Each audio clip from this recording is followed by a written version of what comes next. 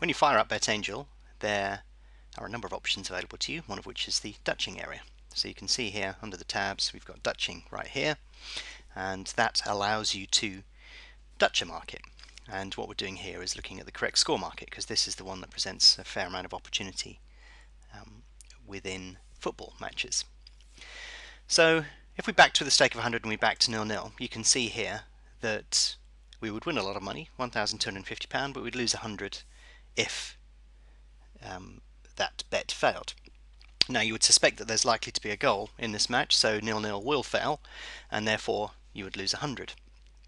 So you can put some science into it and start saying, well, we're covering 7.4% here of a market that's priced at 100%, so the chance of 0-0 is only going to be about 7.4% or thereabouts if you believe the market's efficient.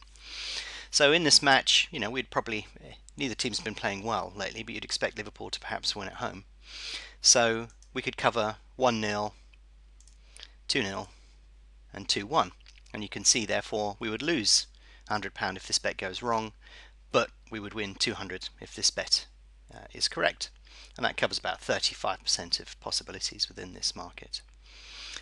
Now there's another option that you've got within here, which is that you could trade out at the beginning of a match after a period of time has elapsed, and that would allow you to exit your position based upon what you see in the match. There is another video that we've done based around this, but we're not going to cover that on this occasion. Watch that video specifically. But what you could do as well is cover off a few other positions, so 0-1, 1-all, 1-2. You can see that we've covered off most eventualities apart from 0-0, 0-3, 2-all and 2-3 and some of the other higher score lines.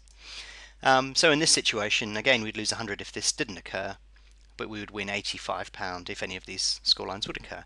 Now, you've got two options here. You can let the bet run right through the match, or you can wait for the first goal or so to come in, and then you could trade out your position, depending upon whether you thought one of these scorelines was going to be breached. So there are many opportunities within there.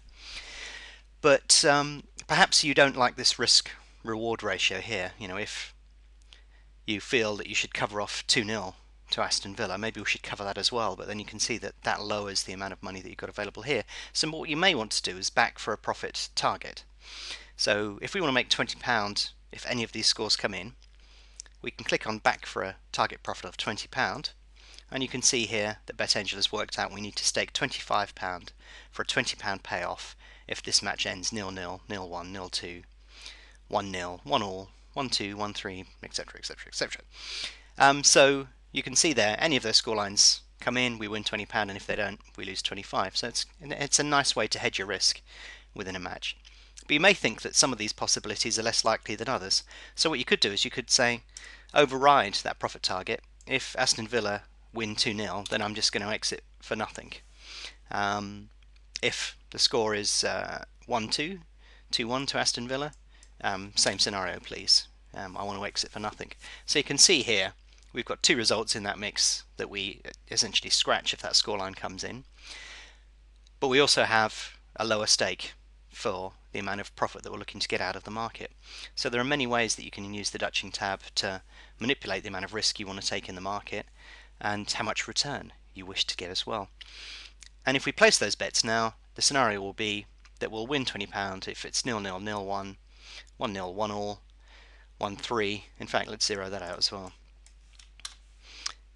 Or if it's 2-0, and you can see we'll break even if these scorelines come in. And the scenario that would lead for us to be a loss is quite an outsized one, 150 to 1. And as the match progresses and goals go in or don't go in, then this book percentage will shift, most likely in your favour early on, and you could trade out your position then. So if you put this Dutch bet into the market and you don't like how the match is playing out, then you can always scratch your trade at that particular point in time. But Dutching allows you a lot more flexibility in how you want to approach a market. You don't have to trade one individual bet, and if you want to just put a standard bet into the market, you can hedge your position across multiple scenarios at much less risk. So a very useful tool to use on football.